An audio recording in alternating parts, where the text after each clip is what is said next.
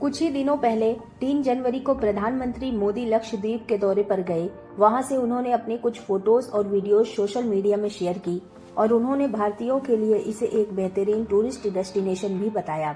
उन्होंने लक्षद्वीप के डेवलपमेंट के लिए 1156 करोड़ की इन्वेस्टमेंट की घोषणा भी की। लक्षद्वीप की सुंदरता को शब्दों में समेटना बहुत मुश्किल है।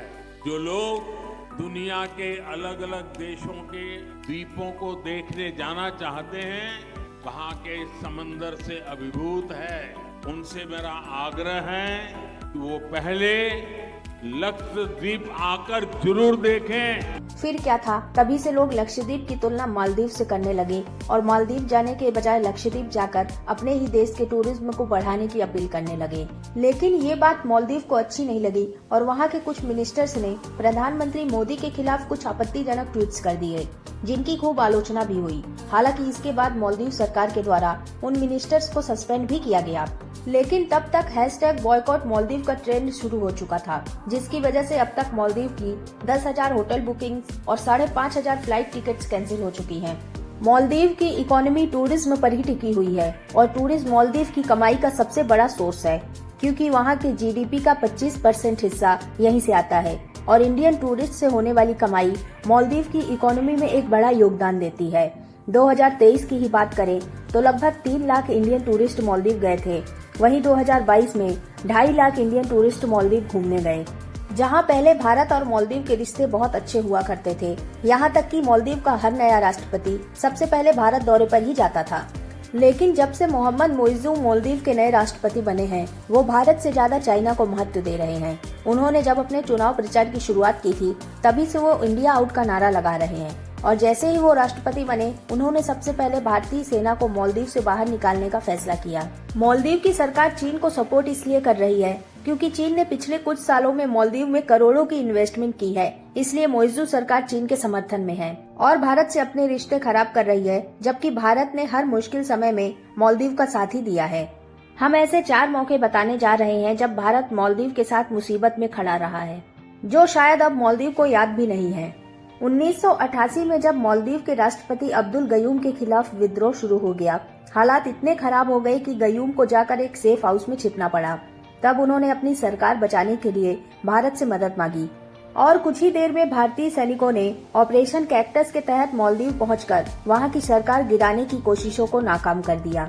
26 दिसंबर 2004 को जब सुनामी की वजह से मालदीव में बड़ी संख्या में लोगों की मौत हुई, तब भारतीय विमान ऑपरेशन सी वेव्स के तहत राहत सामग्री लेकर मालदीव पहुंचे और लोगों की मदद की। 4 दिसंबर 2014 को जब मालदीव के वाटर ट्रीटमेंट प्लांट में आग लग गई और वहां पीने के पानी की कमी हो गई, तब भारत ने ही लगभग 2000 टन पानी मालदीव पहुंचाया था। 2020 में कोविड के दौरान भी भारत ने मालदीव की मदद की और वहां लगभग 3 लाख वैक्सीन भेजी और 1 लाख वैक्सीन तो सिर्फ गिफ्ट के तौर पर दी गई थी। इसके अलावा उस समय भारत ने $25 करोड़ की आर्थिक मदद भी की थी और अब 3 साल बाद ही मालदीव का ये हाल है। वहीं बात करें लक्षद्वीप की, तो यह 36 छोटे छोटे द्वीपों का समूह है, लेकिन अभी यहाँ 10 द्वीपों पर ही लोग रहते हैं। लगभग 70,000 की जनसंख्या में 96% से ज्यादा आबादी यहाँ मुसलमानों की है। लेकिन 1947 के समय लक्षद्वीप भारत या और किसी भी देश का हिस्सा नहीं था, इसलिए पाकिस्तान यहाँ ज्यादा मुस्लिम आबादी होने की वजह से इसे पाकिस्तान में शामिल करना चाहता था। लेकिन उस समय भारत के गृह मंत्री रहे सरदार वल्लभ भाई पटेल की नजर भी लक्षद्वीप पर थी और उन्होंने भारतीय सेना को तुरंत लक्षद्वीप जाकर कब्जा करके वहां भारतीय झंडे को लहराने का आदेश दिया। उधर पाकिस्तान की सेना भी लक्षद्वीप पर अपना कब्जा करने के लिए निकल चुकी थी, लेकिन भारतीय सेना ने पहले लक्षद्वीप पहुंचकर वहां भारत का झंडा लहरा दिया था। कुछ ही देर में जब पाकिस्तान की सेना लक्षद्वीप के पास पहुंची, उसने भारत का झंडा देखा तो वापस लौट गई। इस तरह लक्षद्वीप भारत में शामिल हुआ। इसके बाद 1 नवंबर 1956 को लक्षद्वीप एक केंद्र शासित प्रदेश बना। पहले इसे लक्षद्वीप के नाम से जाना जाता था, लेकिन फिर 1 नवंबर 1973 में इसका नाम बदलकर लक्षद्वीप कर दिया गया।